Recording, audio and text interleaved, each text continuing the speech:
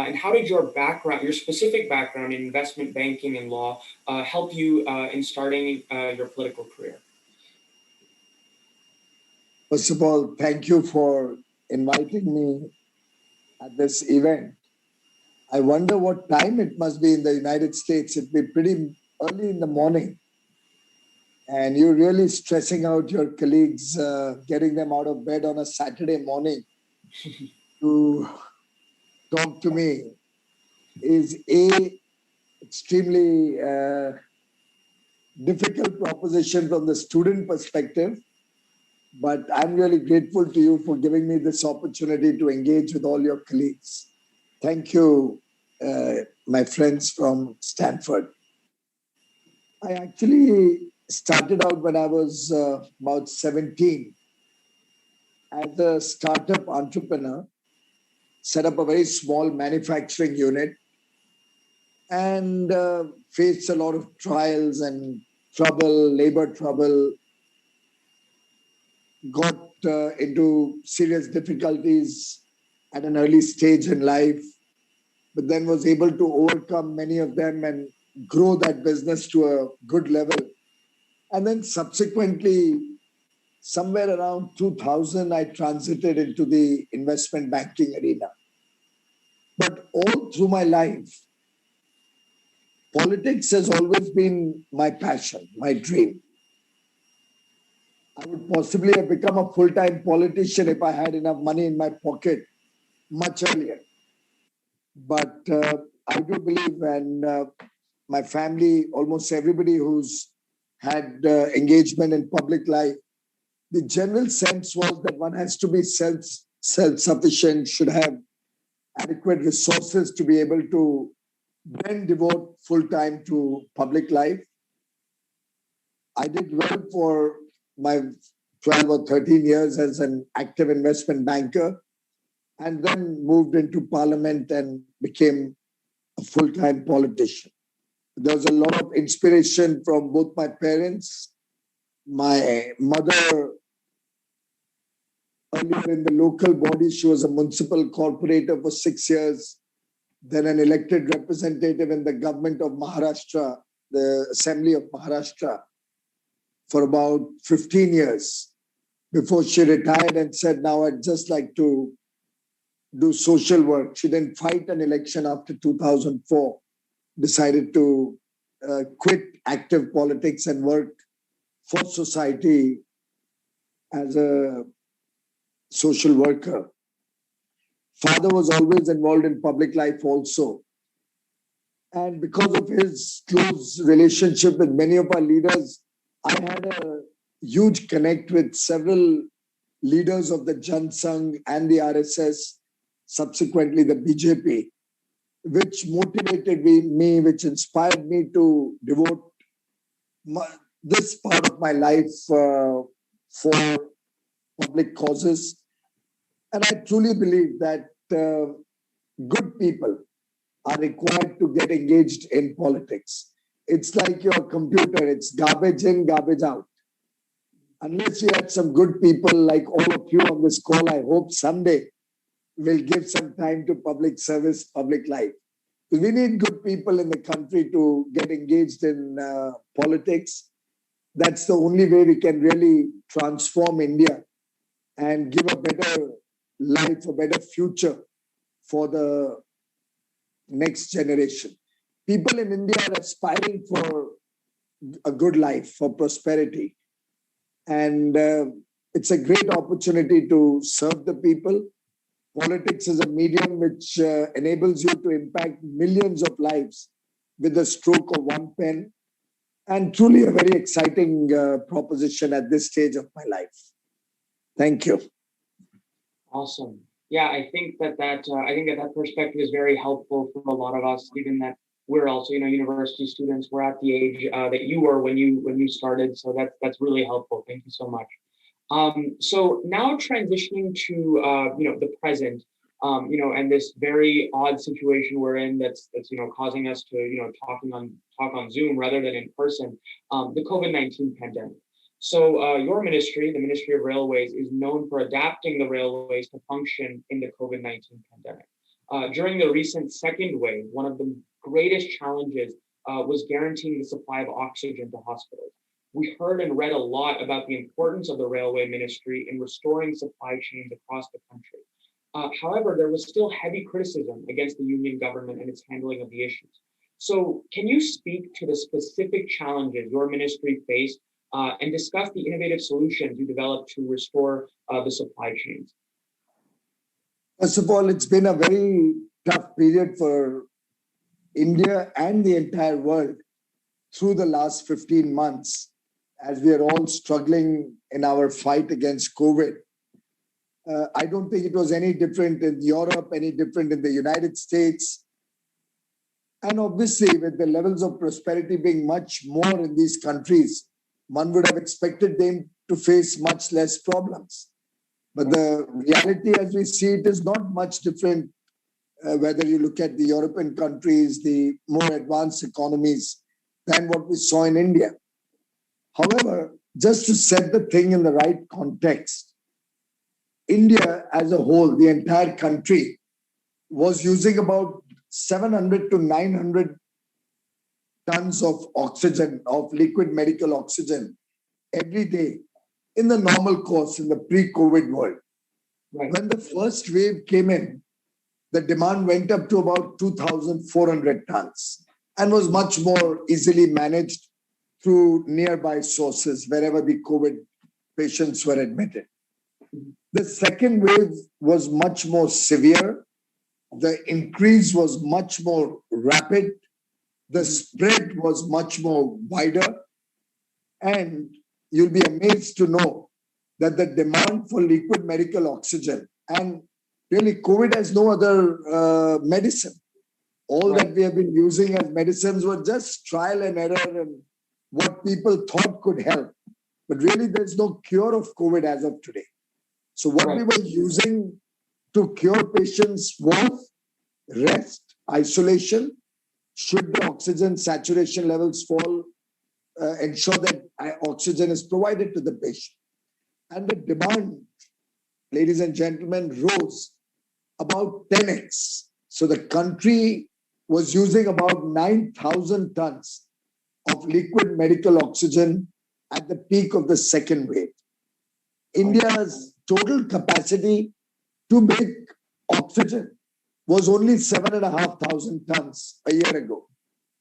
We, in fact, rejuvenated all our industrial oxygen plants and stopped almost all industries using oxygen so that all of it could be diverted to medical oxygen.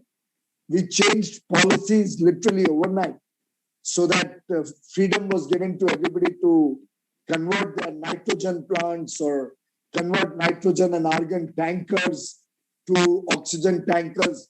Very often we had huge amount of oxygen available in our storage tanks, but the logistics was a nightmare.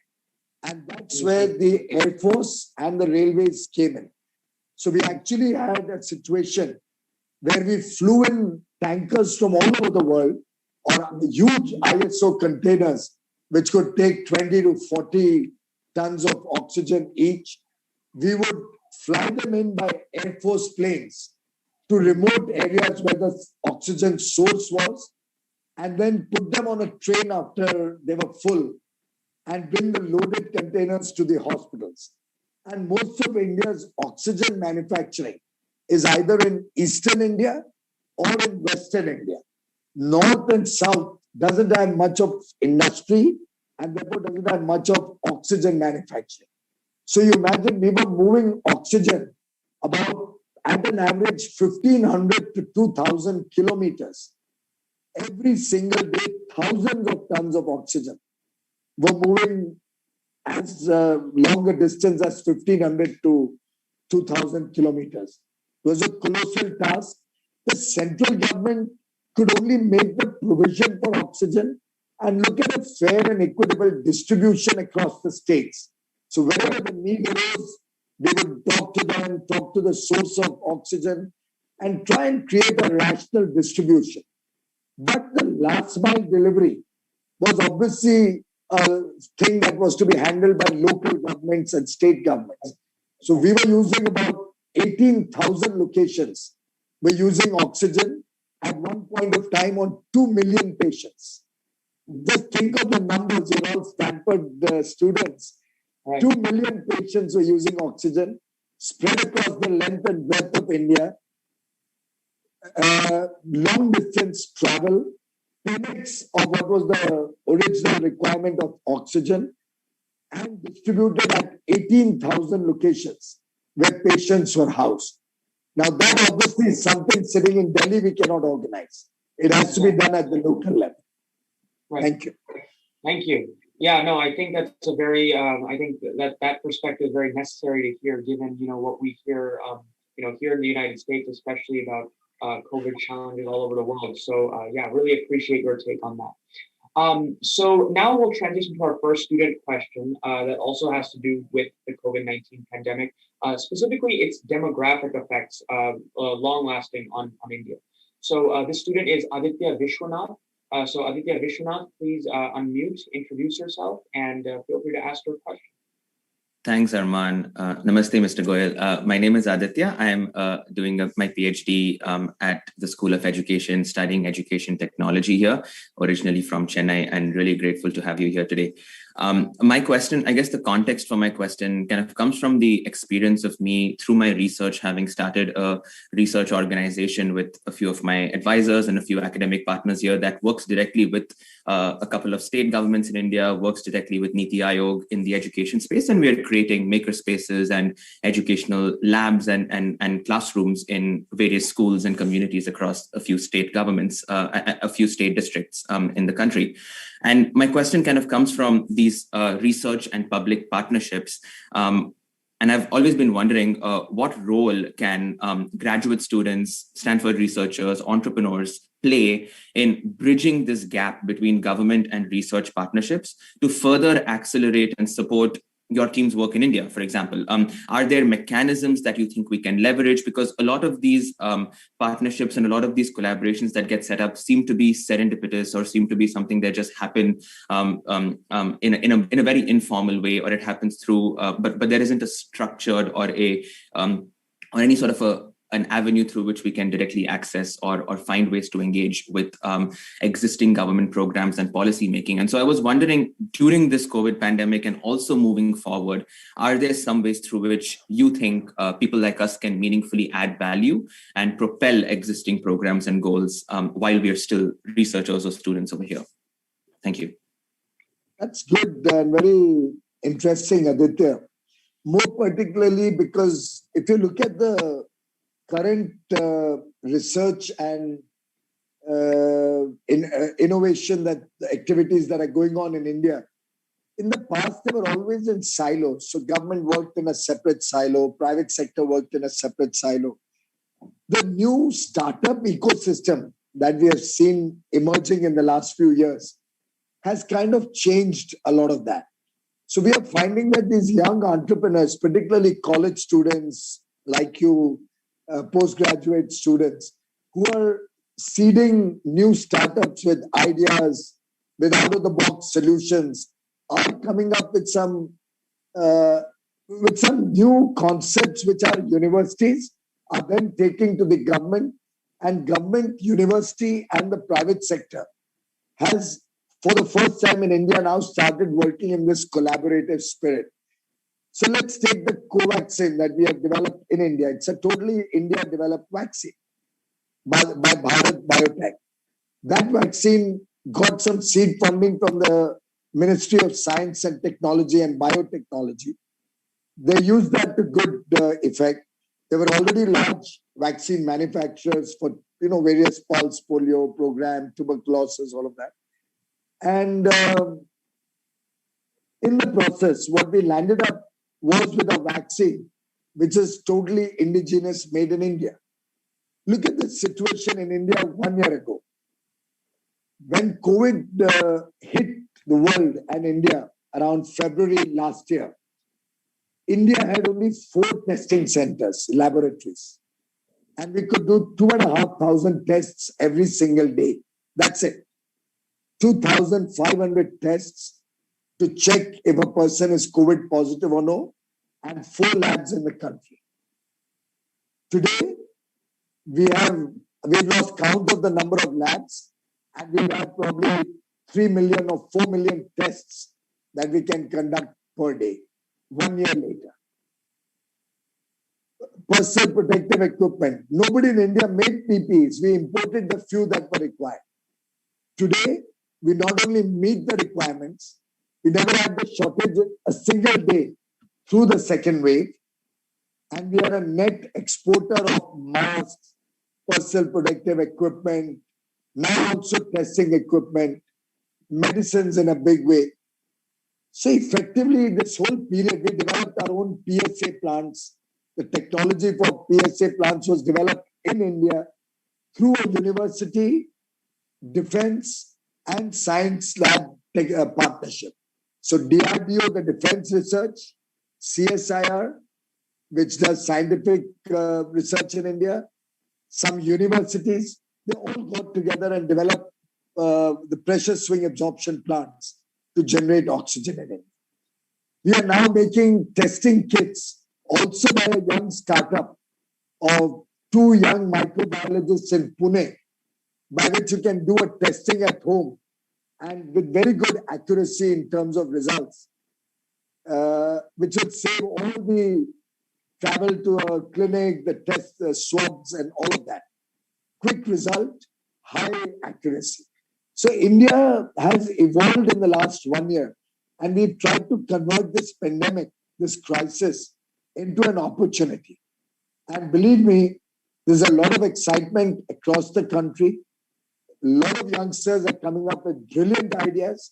And I would urge you in Stanford, if you want to work with any of the universities or any of the science labs in India, approach them, you'll find a completely new mindset today, much different from what it was maybe a year or 2 years ago. So that spirit of inquiry is now coming into our system. And I do hope this will at some point in the future help us to become a hub of innovation and invention. Because I believe that is what is making America or many European countries great today.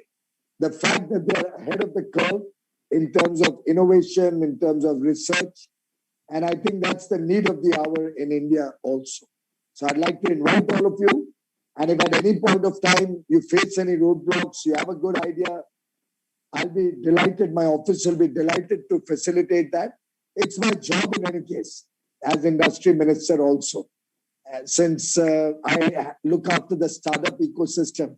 So I'll only be doing my job. If any of you needs any help, just give us a shout. Sounds good. Thank you so much. Really appreciate that. So now we're going to transition from your work in the railway ministry to some of your, it's actually the great transition because you're talking about startup culture and young entrepreneurs. So let's talk about your work in the world of commerce in India. So currently, many believe that India is the second best choice when it comes to business investment in today's world, and second to China. The current trade war between the United States and China creates huge opportunities for India in the Asia-Pacific region. However, many believe that India's withdrawal from the Regional Comprehensive Economic Partnership, the RCEP, an expansive free trade agreement between the Asia-Pacific nations, was strategic. Some believe it was due to domestic capacity constraints. Could you please explain the reasons behind the withdrawal and the actions that your ministry is taking to maintain ease of business between India and the rest of the Asia-Pacific region and really keep it, a top competitor and a number one destination for foreign investment? Arman, I got into the Commerce Ministry only June of 2019, and the entire RCEP negotiation had already taken place largely over 7 years, from 2012 to 19. And I was presented almost with a fait accompli. But when I went into the detail of the entire Regional Comprehensive Economic Partnership of all the 15 countries, I realized that the fault lines that were there in this agreement were really not to India's advantage. And I'll try to explain. It has nothing to do with the India-China clash, or it has nothing to do with our discomfort with China on the political front or the strategic or geopolitical front. I realized that India has not yet developed our own domestic economy and domestic industry so that we could engage with the other countries and RCEP from a position of strength, which is very essential when you are opening up your economy, right, particularly to a country which doesn't have transparent economic systems, where the rule of law is, well, quite questionable. And the fault lines in our earlier FTAs that were already there were also before me as I was studying each of the FTAs, be it with Japan, with Korea, with the ASEAN group of 10 countries. I did not find that reciprocal fair play in many of the engagements under FTAs with these countries because a lot of non-tariff barriers are being created, where Indian exports to these countries are not getting a fair deal. I could clearly see that RCEP was in some sense an FTA with China because we already have an FTA with the 10 ASEAN countries, with Japan and with Korea. So 12, we already have an FTA and a pretty liberal FTA. In fact, we are more liberal than what the other countries are. right, New Zealand, we have very little business. Australia, we are almost importing largely mineral products. So the FTA was not going to make any great change in that respect. They don't have much population or technology to offer as a market for us. So the only country left was China. right, And this was turning out to be like an FTA with China. And I think I did not find any protection if China were to start dumping goods to India, or there would be an import surge under the RCEP into India from China. I did not find enough safeguards that our domestic industry could be protected with. India is a country which is rules-based. We have a very transparent economy. Everything is open to judicial scrutiny. You can pay 10 rupees and get every file, every paper from our ministry's documents just for 10 rupees. Whereas in China, how they give hidden subsidies, how they do their pricing, all of it is a suspense. I remember once asking the Chinese minister who was negotiating with me, Wang Shaw, we were having tea, so I'll just take this as a replacement. I don't have a teacup here. I said, Minister, how can you export this product for so much value which doesn't even cover the cost of raw material in my country? right. And he really had no answer.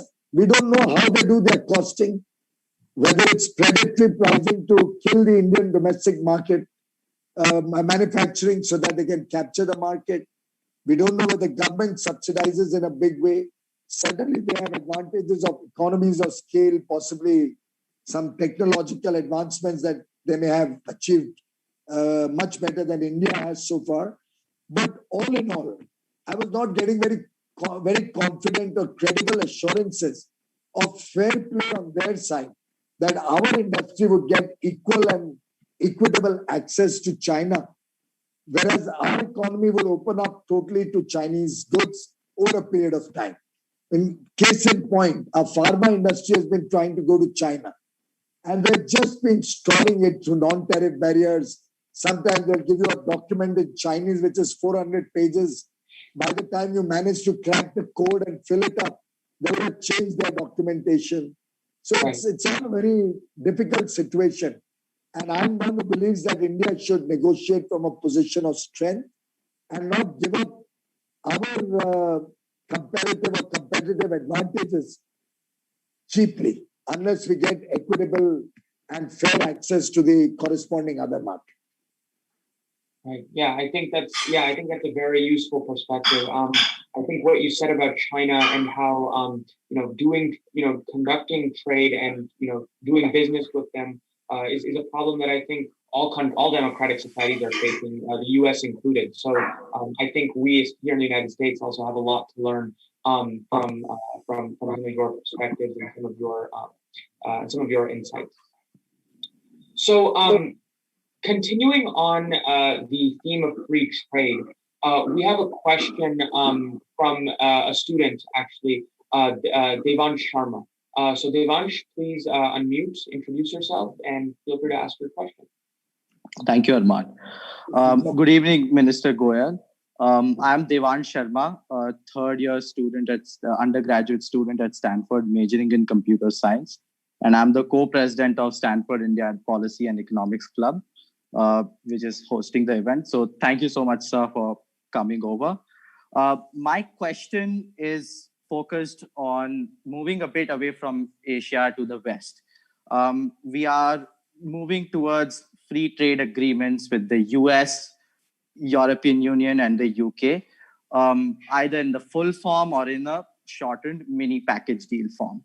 However, the government of India, especially led by Prime Minister Modi, has put its weight behind the concept of Atmanirbhar Bharat, or self-reliant India.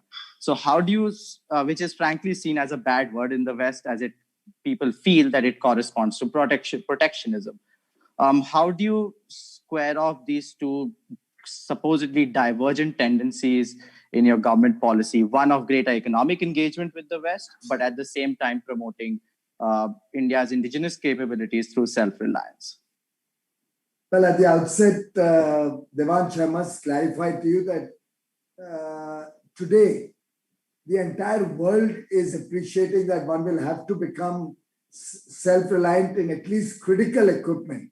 I was, in fact, today reading the fact sheet of the Biden-Harris administration announcing supply chain disruptions task force to address short-term supply chain discontinuities. They've just come out with this document earlier this month. Every country in the world is realizing that at a critical point of time, when supply chains got disrupted, it's important to have adequate capacities in India. We at one point were severely stressed in terms of our medical supplies because the key starting material for most of our medicines and the APIs, the active pharmaceutical ingredients, were coming in from China into India. They used to be made in India many years ago. China gave us such attractive and low prices that the Indian domestic manufacturing got killed. And we are now totally dependent on China for APIs and KSMs. And they know they have us literally in their control. In our negotiations, they used to talk about it. That, oh, your whole medical pharma industry would collapse but for the imports from China. So why are you objecting to the high level of imports from China? It's good for your economy. So I think Atmanirbhar Bharat, don't take it in a very literal translation of Hindi to English, because that can confuse Western audiences. Let me categorically tell you that when we talk of a self-reliant India or Atmanirbhar Bharat, we are not closing our doors to international engagement. Frankly, we are opening it wider. We are now looking to work with the rest of the world from a position of strength as equals, and where if we are dependent on somebody else, we would like them to be equally dependent on us for products that they may need. And I sincerely believe in the principle of comparative or competitive advantages. No country in the world can be best or good at everything. So clearly, let me take an example, an MRI machine. I don't have the size of market or the technology to make MRI machines in India. It would be stupid of me to try and insist that MRI machines should be made in India. Wherever I don't have a competitive edge, I'll continue to import, but I'm not sure I need to import, let's say, these glasses. Can I not try and make the Indian market, Indian manufacturer competitive so that he can withstand competition with the rest of the world? So the idea behind Atmanirbhar Bharat is to generate confidence in India, to improve our competitiveness and expand our capacity.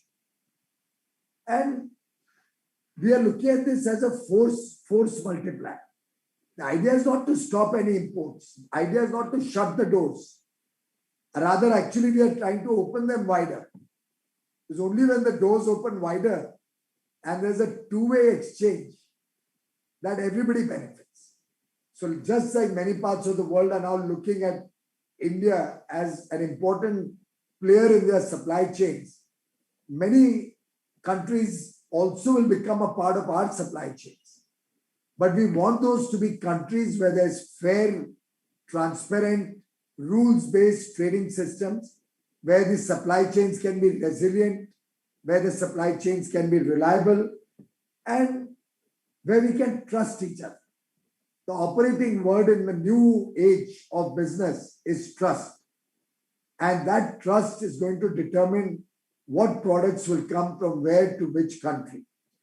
So our post-COVID economic recovery has focused a lot on Atmanirbhar Bharat to expand our scale of operations, to focus on quality and productivity, to make ourselves more competitive.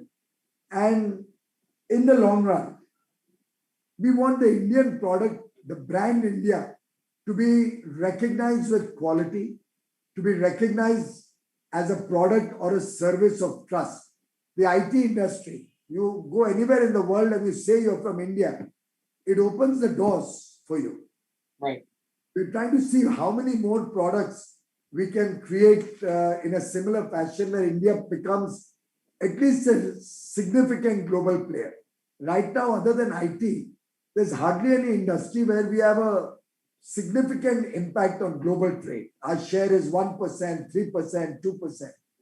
Whereas we should be aspiring for much larger share in global trade. And therefore, as David Ricardo had said, we cannot be the master of everything. And our idea is do what we can do best, but do it to scale and become a global player.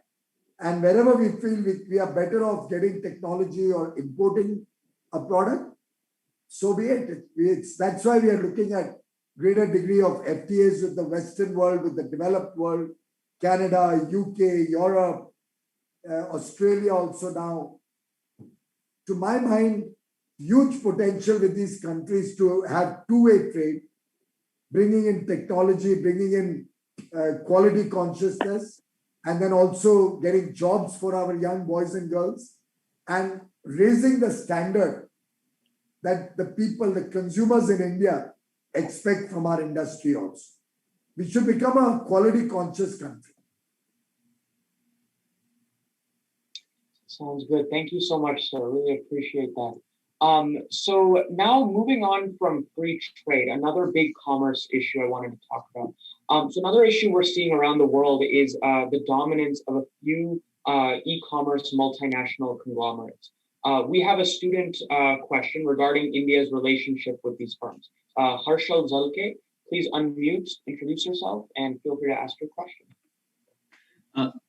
Thank you, Minister Goyal, for this opportunity. I'm Harshal. I'm a PhD student studying political economy at Princeton University. Thank you so much for this opportunity. So the question is as follows. So global e-commerce giants like Amazon, Walmart, they have made significant strides in Indian domestic market.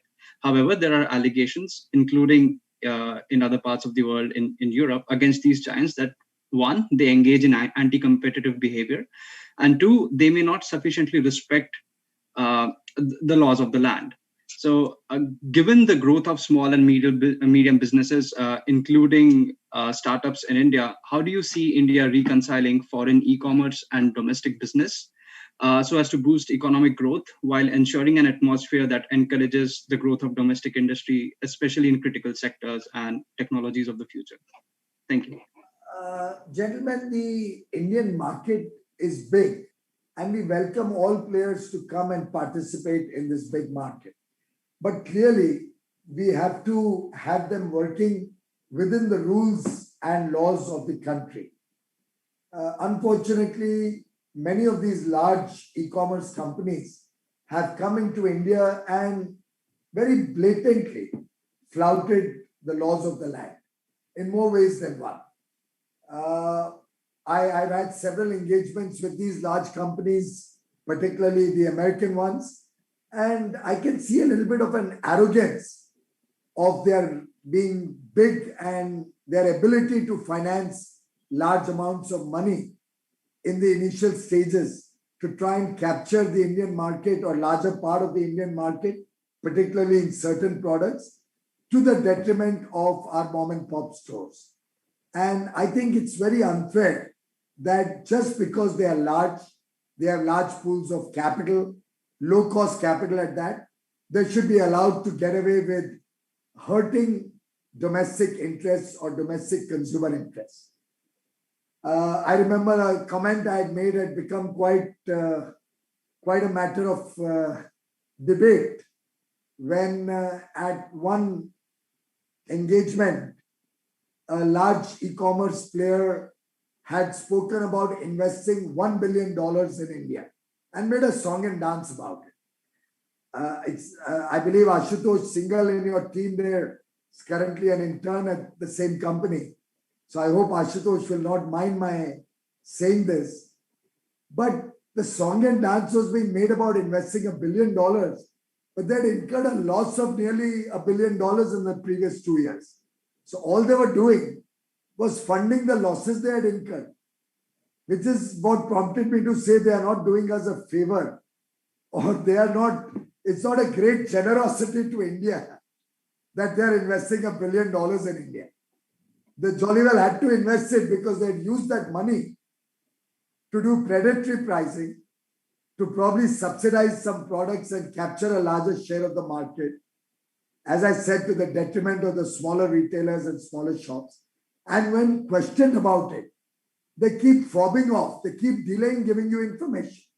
And when the people complained to the Competition Commission of India, they immediately started forum shopping in the law courts of India. So trying to go to one court, you lose in that court, go to another court. I mean, to my mind, if they have nothing to hide, if they are doing honest business practices, why don't they respond to the Competition Commission of India? The fact that they are trying to evade that probably only justifies that they are probably indulging in predatory pricing. They are trying to influence market behavior. Their algorithms are trying to influence consumer choice. And these are not permitted in India. Right. So very clearly, their irregular practices are the cause of their discomfort, if any. They should have submitted to the requirements of the Indian law. Today, the US is working on antitrust laws for e-commerce. Today, the UK's competition watchdog, Competition and Markets Authority, has opened investigation into big tech, mainly a couple of American companies. Luxembourg's data protection agency, the CNPD, has drafted a decision sanctioning a particular company's privacy practice and proposing a fine that all the other European Union countries are considering to impose out of those GDPR, coming out of those GDPR laws. Australia has already passed a law, News Media and Digital Platforms Mandatory Bargaining Code. Now, clearly the world is waking up to the reality of these large tech and big e-commerce companies. I think in America today, the mom and pop stores is history. I suspect you will not find too many of them in the whole country. We in India have nearly 60 million mom and pop stores spread across the country, the small and big towns, villages. Today, it may not look threatening. One can say, oh, these companies, how will they impact the villages? How will they reach out everywhere? But the strength of money power, technology, and their ability to sustain for a long period of time does pose risks to nearly 100 million people who are engaged in one form or the other through the small retail stores across the country.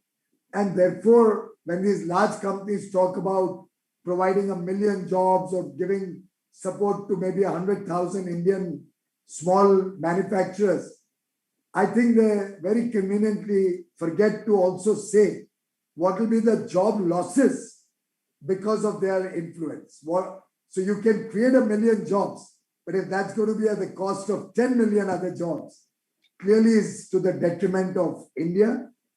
I think some of you going forward may even go and work for these companies. You'll at that point of time realize that many of the practices are certainly anti-consumer interest. We have recently come out with some rules for e-commerce companies or marketplace models. They're applicable to all. It's not as if they're applicable to American companies. Even an Indian company will have to follow the rules of the game as set out for everybody. They are the rules to protect consumer interest. So I think it will be good that all companies follow the law of the land and do not use muscle power or money power to try and hurt Indian interests. Awesome. Thank you. Yeah, I think that's very relevant in today's world. Like I said, not only in India, but around the world. And I think some of the examples that you listed really spoke to that. So thank you. So now we're going to move on to the last segment of today's session, which has to do with your work in renewable energy. So especially in a country that is developing as rapidly as India is, the energy source, the primary energy source that industry and common people use is of great importance, not only for the way industry grows, the pace that it grows at, and how it helps people, but also, as we've seen, for the global environment. So to start, we have a question. We have a student question actually from Ashna Mehra. So Ashna, please unmute yourself, introduce yourself, and feel free to ask your question.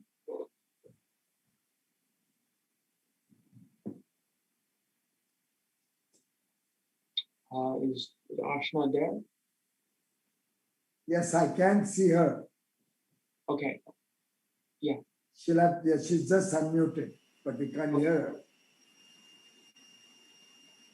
her. Okay. So Ashna, can you? Mr. Goyal, can you hear me now? Now I can. All right, fantastic. Sorry about that. It wouldn't be a Zoom call without technical difficulties, right? So, Mr. Goyal, thank you so much for joining us here today and for sacrificing your precious Saturday night to chat with us. As mentioned, my name is Ashna, and I work at a private equity firm investing in sustainable infrastructure in North America. So solar, wind, transmission, what have you.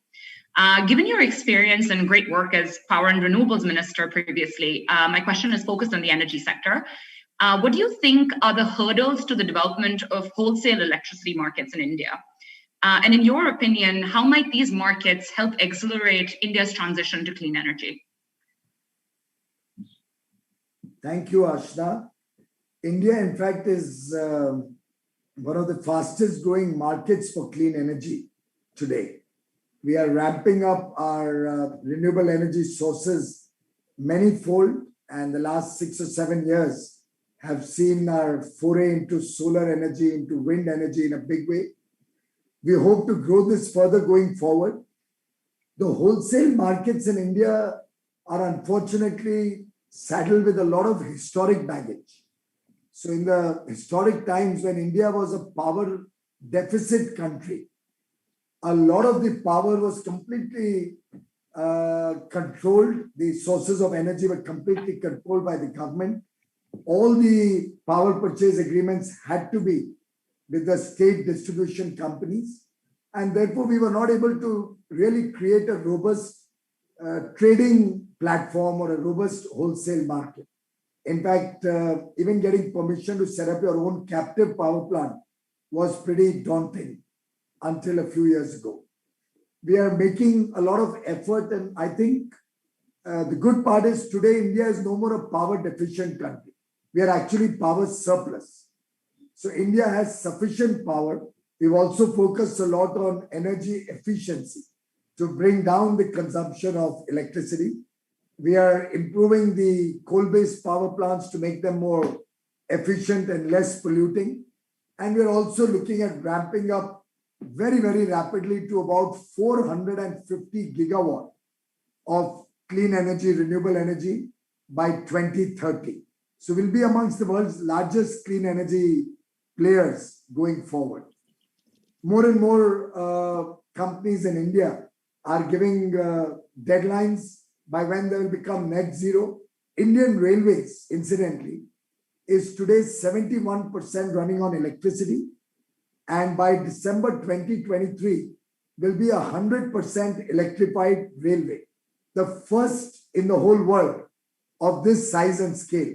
We had some small European railways which are electrified, but nobody with 130,000 track kilometers, which is 100% electrified. And by 2030, I'm hoping that the Indian Railways will become net zero. Our entire electricity will be from renewable energy sources, clean energy sources. So the consciousness in India is probably much more than it is in the United States today. Of course, you've lost 4 good years when clean energy almost had no value. But I do see the Biden administration now getting the focus back on clean energy. And they should do that, because ultimately this problem is not created by India in the first place. Problem was created by the West. To become prosperous, they needed low-cost energy. And carbon provided that low-cost energy. So all that damage to the ozone layer up there is not by India or the other developing countries. It will probably be the West and China and Japan, Korea, some of these countries. But anyway, we are not harboring on that point.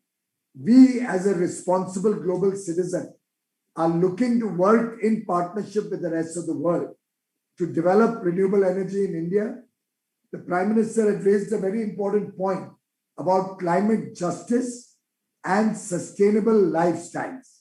And I think these are the 2 mantras that we believe the world will have to recognize.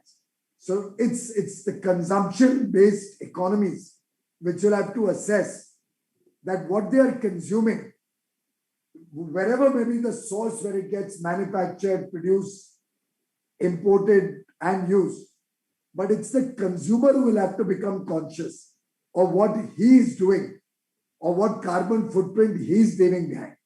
So even in the United States, when you have a large Domino's pizza, a lot of it often wasted. Please realize that all those ingredients may be made at different parts of the world, getting imported on ships, guzzling out carbon through diesel ships, transported all across the United States. And in the United States, diesel and petrol being cheap, you mostly truck everything. Large ovens to make those pizzas.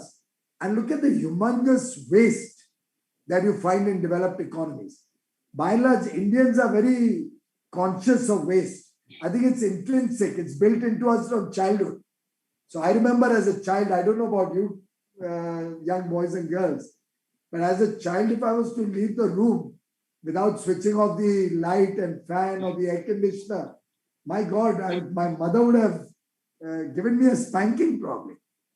Today, we call up 1 hour before we reach home that I've left from college. Please switch on the air conditioner in my room. Isn't that right? So we are gradually, as a world, become so irresponsible in our commitment towards the climate goals or towards ensuring that we remain within our available carbon space, that I think this will be something that all of you young boys and girls, as you get out into the real life, can make a difference, can play an important role. We in India are trying to see that we should play a leadership role. And within that, the wholesale electricity markets will also gradually develop. Since we are a power surplus country, obviously the competitive spirit in power purchase is also now coming into the country.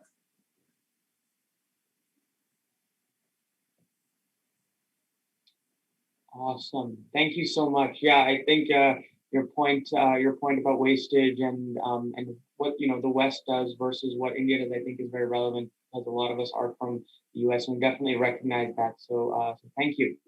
Our next question in the field of the environment is from a student.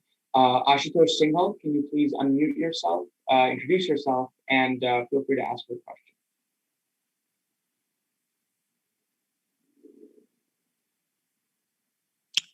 Mr. Minister, I'm a junior at Stanford, studying economics and computer science, and I'm also one of the co-founders and the vice president of the club. First of all, thank you so much for taking time out for this event. We're really grateful and really appreciate it. Given, you sort of touched on this, but given India's need for resources, especially coal, to meet our development goals, do you think India can pragmatically achieve the goal of net zero by 2050? And do you think the government alone can do this, or do we need more participation from the private sector? First of all, Ashutosh, I don't think we are as yet ready to set a goal or a closure date when we can be net zero. Believe me, what the rest of the world, maybe a few European countries I can trust. But when China says they'll be net zero by 2060, they've not shown us any roadmap how they're going to become net zero. I don't think we even have the technologies in the world today to be able to make a commitment of that sort. I recently met Mr. John Kerry, who's an old friend from his days in the Obama administration. And I remember when he was Secretary of State, we used to have a number of verbal let's say very aggressive conversations. When he would say, Mr. Goyal, you should do away with coal. I'd say, fine, I'm happy to do away with coal. Tell me, how do I power my grid? The grid needs a base load. You are an engineer, my friend? Yeah, you're a computer engineer, but somebody who's an electrical engineer here will tell us that any electrical grid or the power supply needs a base load. Maybe Ms. Mehra can tell us. And India needs a base load which comes from coal. So I would argue with them that help me get an alternate base load, and I'm happy to do away with coal. Otherwise, my renewable energy also will be a wasted program. I can't tell the people of India that, look, in the daytime, you'll get some electricity. In the night, you study with candlelight or have a candlelight dinner every night. It's not possible. We want electricity 24 hours a day. Solar or wind is intermittent supply of power. Batteries are still extremely expensive. So I very often find that the evangelists of clean energy talk without any critical sense or understanding of how these networks work. So if to make the world happy, people expect that India will just make an announcement, will be net zero by maybe 2060, 2080. It'll be for the sake of announcement, it means nothing. I would love to see any part of the world which has demonstrated how they're going to be net zero. In fact, for your information, in Paris, in the COP21, we all made commitments, our intended nationally determined contribution. And then biannually, we were expected to submit a report to the UNFCCC. India is amongst only 13 or 15 countries which regularly gives a report every 2 years. We've already submitted 3, I think. In the G20 countries, India's performance is the best when it comes to Paris's INDCs. We are the best performing country amongst all G20 countries.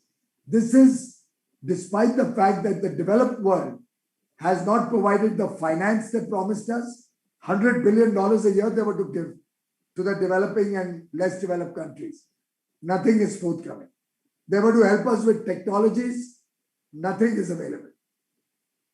The reality is, it's an unfair world. They are looking to pass the buck to countries like India very unfairly, despite the fact that we were never the cause of the problem in the first place, as I said earlier. So I think we'll still work with the rest of the world. There's a meet at Glasgow very soon, later this year, COP26, I think. And this dialogue will continue. But let me assure you, India and all Indians believe in nature. It comes naturally to us. We respect nature. I'm sure all of you from childhood have seen how your parents or your families respect, let's say, green, respect the trees, respect the atmosphere. There's a certain consciousness that every Indian has towards nature.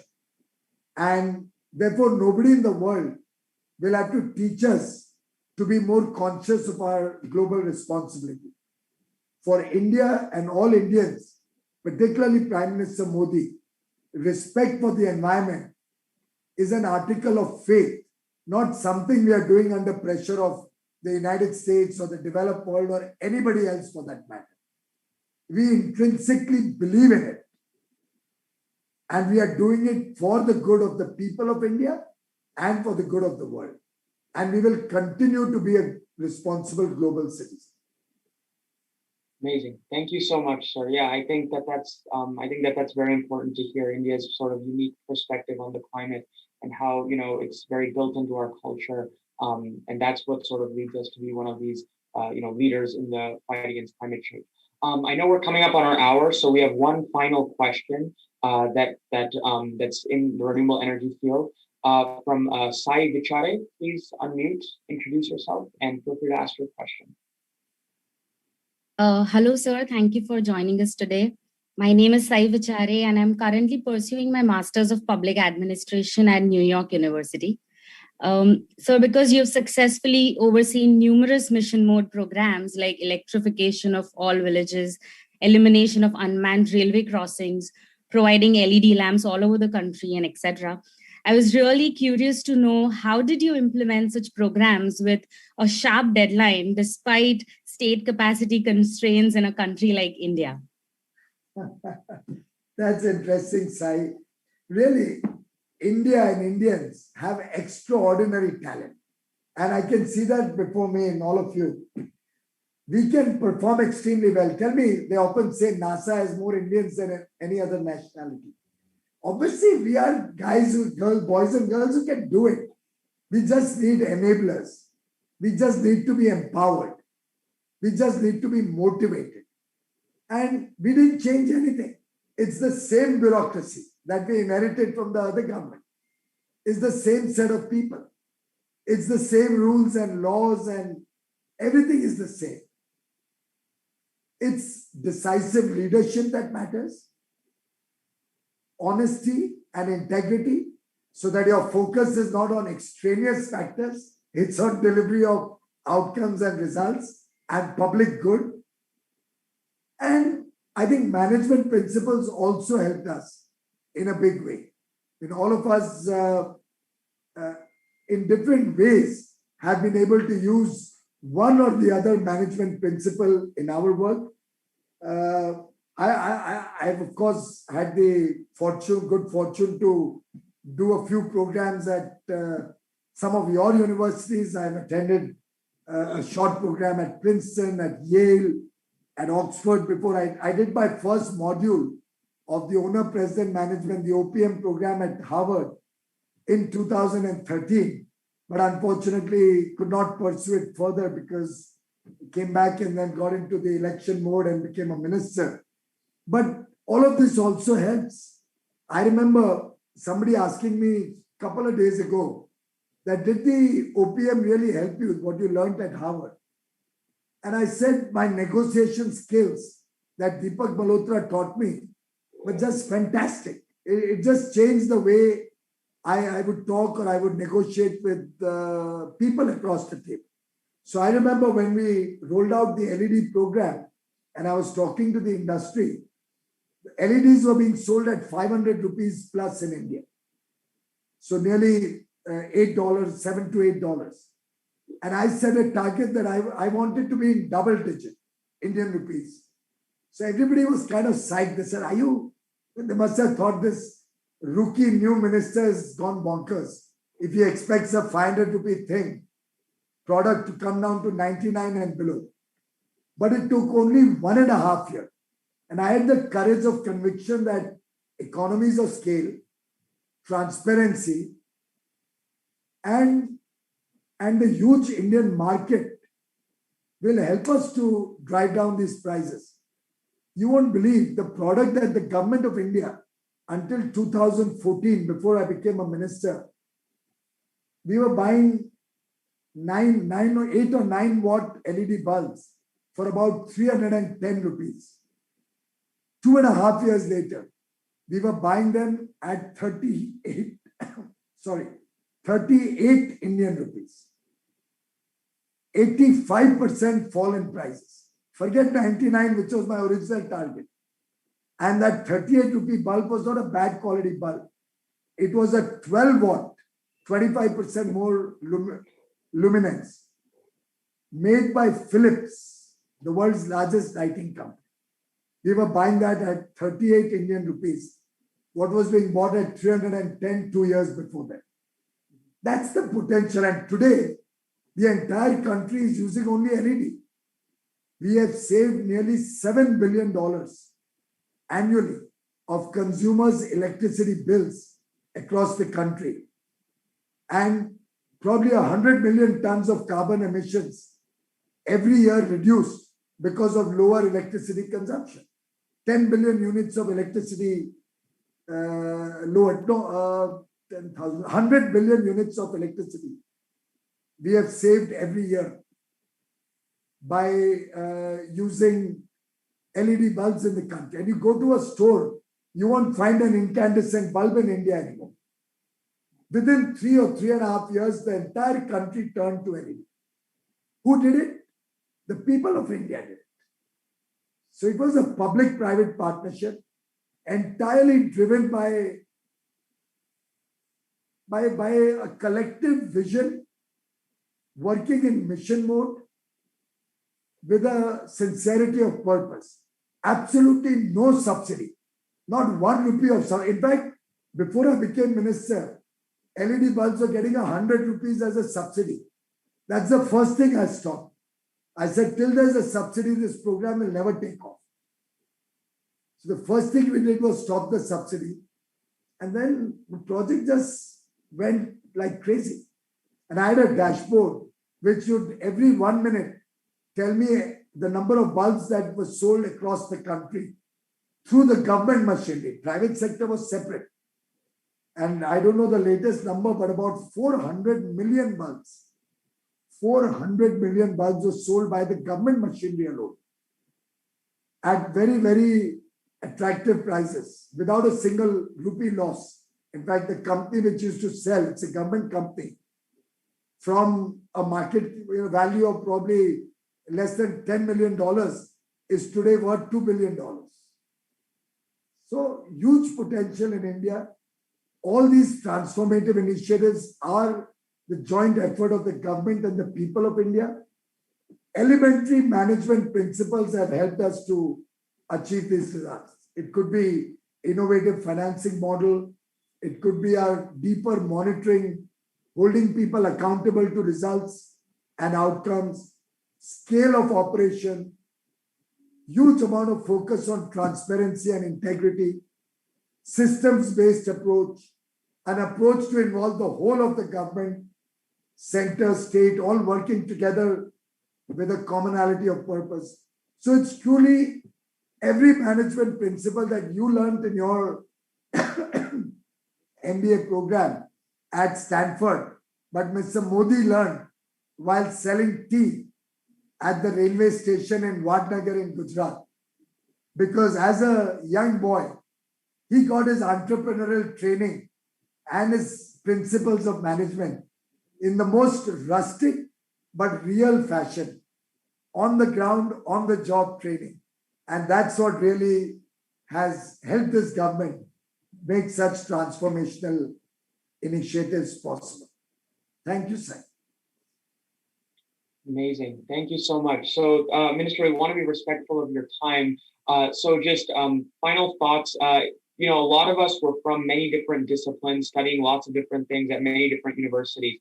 But I think one thing I can say for sure is that we all have a huge interest in public service and using public service to make the world a much better place. So just to conclude, is there any sort of final piece of advice that you would have for us and how we can leverage our educational positions to really make the changes that we want to see?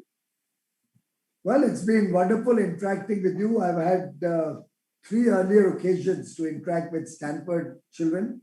One was in 2013. I still remember the date was 31st of May 2013. That was the last day of my OPM program.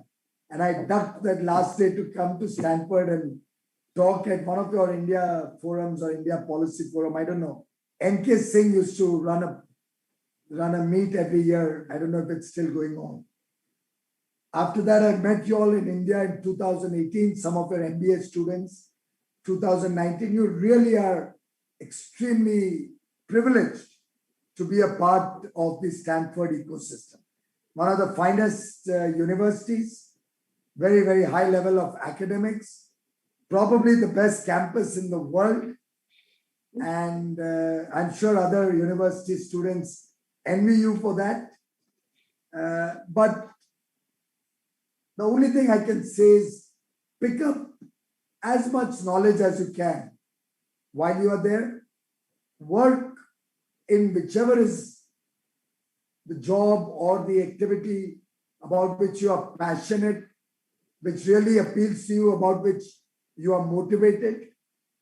Make good money also, but end of the day, keep in the back of your mind, in the corner of your mind somewhere, that there is a home in India whose doors are open, always open for you, where you're always going to be welcome, good times, bad times, come what may, you will be most welcome back home.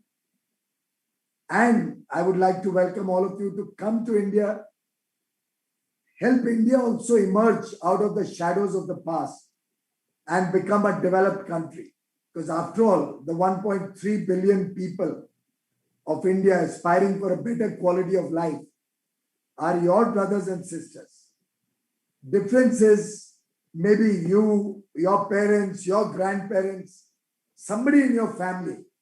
If I may take a pun from the railway ministry, which I am looking after, probably boarded a train sometime going back in your family's history.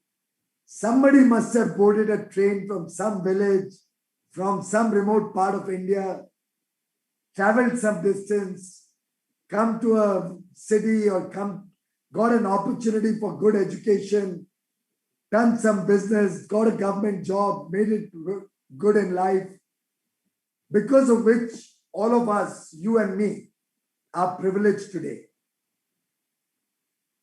But there are still millions out there, young boys and girls, whose family could not board that train as yet. See what you can do and see how many lives you can impact to help your brothers and sisters in the villages of India, in the slums of India, very often very bright children, very bright minds, but just needing a key to unlock that.